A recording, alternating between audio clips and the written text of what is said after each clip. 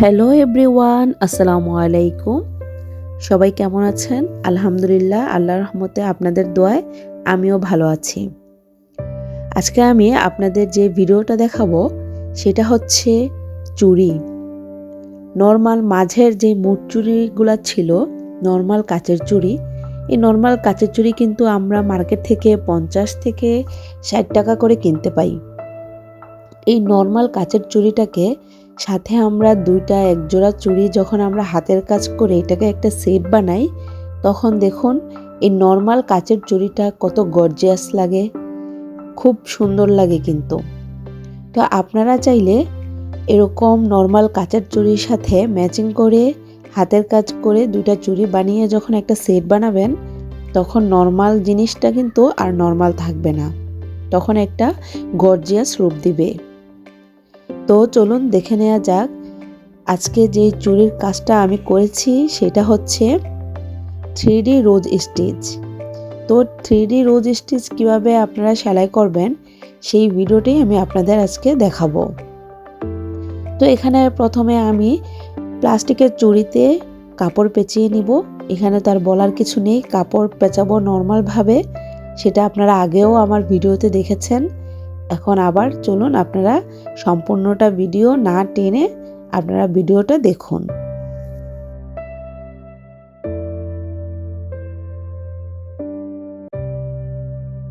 তো ভিডিওর শুরুতে বলে রাখি, যারা আমার চ্যানেলে নতুন তারা প্লিজ আমার চ্যানেলকে লাইক সাবস্ক্রাইব করে দিবেন এবং কমেন্টের মাধ্যমে আপনাদের মতামত সমালোচনা কি নিয়ে জানতে চান সেগুলো আমাকে জিজ্ঞেস করতে পারেন। তো আসলে আজকে আমার খুব ঠান্ডা লেগেছে, তাই আমি ভিডিওতে অত কথা বলতে পারবো না। তো ভিডিওটা আপনারা দেখেই বুঝতে হবে যে আমি কিভাবে কাজগুলা করেছি।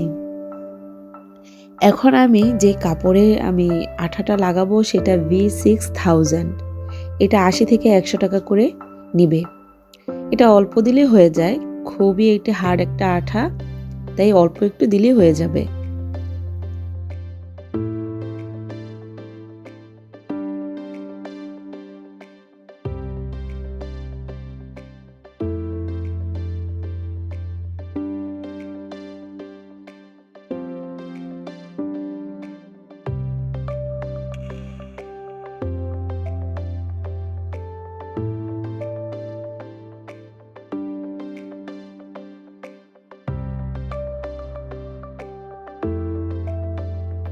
3D রোজ স্টিচ করার ক্ষেত্রে প্রথমে আমরা যে সুই গোলাপ করে থাকি সেই সুই গোলাপের একটা ছোট পাপড়ি দিয়ে নিব মাঝের অংশটা।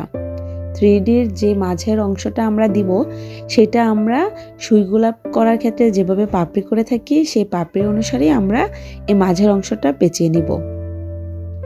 মাঝের অংশটা পেঁচানোর পর আমরা 3Dর পাপড়িগুলো করে নিব। 3D পাপড়ি নর্মাল হলো যখন আমরা কাজটা করব তখন নর্মালি আমরা 2 সুই নিয়ে এই কাজটা করব এবং বামের 2 আঙ্গুলের প্যাচের মাধ্যমে কাজটা করতে হবে। তো আপনারা যখন এই ফুলটা শিখবেন তখন অবশ্যই আমার বাম হাতের 2 আঙ্গুল প্যাচের দিকে খেয়াল করবেন যে আমি কিভাবে এই প্যাচটা দিই, তাহলে খুব সহজ হবে। এটা আসলে মুখে বলে তো বোঝানো যাবে না, আপনারা যখন এটা দেখবেন তখন বুঝতে পারবেন। মাঝের অংশের আঙ্গুলটা দিয়ে আমরা সুতাটা টান দিয়ে তখন এই প্যাচটা দিতে হবে।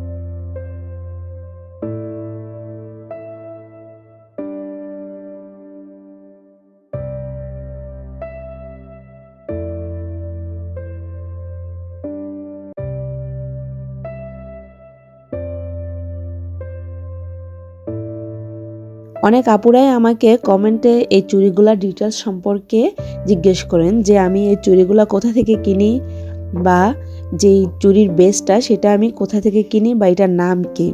আসলে এটা আমি নর্মালি প্লাস্টিকের চুড়ির মতনই লাগে দেখতে, তবে অতটা পাতলা না। এটা একটু ভারী টাইপের প্লাস্টিক এবং শক্ত, খুবই মজবুত একটা প্লাস্টিক টাইপের চুড়ি। এটা নর্মালি আমি নিউ মার্কেট থেকে কিনি। আপনারা বড় কোনো সুতার দোকানেও এই ধরনের চুড়ি পেয়ে থাকবেন। যদি আপনাদের আশেপাশে কোনো এরকম চুড়ি না পান, তাহলে আপনারা এই ছবিটা আপনারা কোনো সুতার দোকানে দেখালেই ওনারা এনে দিতে পারবে। আর অনেকে কি ফেব্রিক ইউজ করি সেটা জিজ্ঞেস করেন। আসলে আমি এটা নর্মাল বয়েল কাপড় সেটা ইউজ করি, বয়েল সুতি কাপড়টা। পপলিনটা ইউজ করলে কাজ করতে কষ্ট এবং পেঁচাতেও কষ্ট, তাই সবসময় বয়েলটা কাজ করতে নিবেন। সেটা হতে পারে বেক্সি বয়েল, হতে পারে নর্মাল সুতি বয়েল, হতে পারে বয়েল হলেই হলো। আর যাতে কাপড়টাতে রং না ওঠে সেরকম কাপড় নিতে হবে। কারণ অনেক সময় দেখা যাচ্ছে যে অনেক আপুদের হাত বেশি ঘামায়, তখন আপনাদের কাপড়টা যদি একটু ভালো না নেন, তাহলে দেখা গেছে যে সেই কাপড়টা চুড়িটা হাতে পড়লে ভিজলেও রং উঠতে পারে, কিংবা অনেকের হাত ঘামায় তখন এই কাপড়টাতে রং উঠতে পারে। তাই ভালো মানের কাপড়টা নেবেন, তবে বয়েল কাপড় নেবেন।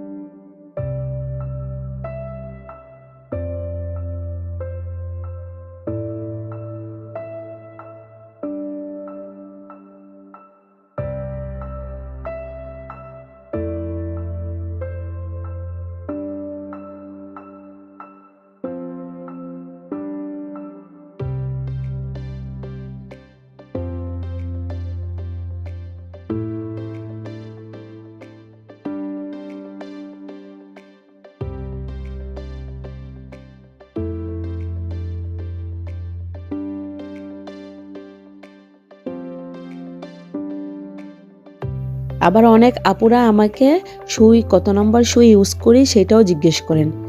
আসলে এটা আমি কোনো সুই ইউজ করি না। আমার কাজের ক্ষেত্রে কাজের ধরন অনুসারে আমি সুই ব্যবহার করি। সেটা ছোট বড় হতে পারে, মাঝারি সাইজের হতে পারে, সেটা কাজের ধরন অনুসারে। যেমন ফুল করতে একটু বড় সাইজের সুই লাগে, বা পাতাগুলা করতে একটু ছোট সাইজের সুই লাগে। আমি সুইয়ের ধরন অনুসারে, বা কোন ফুলটা আমি মোটা করব সেই অনুসারে সুতাটাও বেশি নিতে হবে, ওই অনুসারে গিয়ে আমি সুইটা একটু বড় নিই। এরকমভাবে আপনারা কাজের ধরন অনুসারে আপনাদের সুবিধা অনুসারে সুইটা ছোট বড় নেবেন। আর অনেক আপুরা আমাকে সুতা সম্পর্কে জিজ্ঞেস করেন আমি কি সুতা ব্যবহার করি। আমি নর্মালি সুতি লাচি সুতাটা ইউজ করি। এটা অনেকে সুন্দরী সুতা বলে, আসলে এখানে আমাদের সুন্দরী সুতা বলে না, কিন্তু আমি এখানে অনেকেই সুন্দরী সুতা বলতে শুনি। তা আমরা সুতি লাচি সুতা বলি, সুতি লাচি সুতাটা ইউজ করি। আর এই যে ছোট ছোট বান্ডেল সুতাগুলা, নর্মালি এটা আমরা টেলার্সেরা আমাদের জামা কাপড় বানায় 5 টাকার বান্ডেলগুলা, আমি এগুলাও ইউজ করি। এগুলা ইউজ করার কারণ আছে। এই সুতাগুলা বিভিন্ন কালার, বিভিন্ন শেডের পাওয়া যায়, তাই এই সুতাটা ইউজ করতে ভালো লাগে। আবার আপনারা ডিএমসি সুতা ইউজ করতে পারেন, সেটা কাজের ধরন অনুসারে, আপনি কি ধরনের কাজ করতে চান সেই অনুসারে সুতা বাছাই করবেন। আর কাজের ক্ষেত্রে অবশ্যই কালার কম্বিনেশনটা ঠিক রাখতে হবে। কালার কম্বিনেশনটা যদি ঠিক না রাখেন, তাহলে কাজ করলেও ফুটবে না। তাই অবশ্যই কালার কম্বিনেশনটা ঠিক রাখবেন।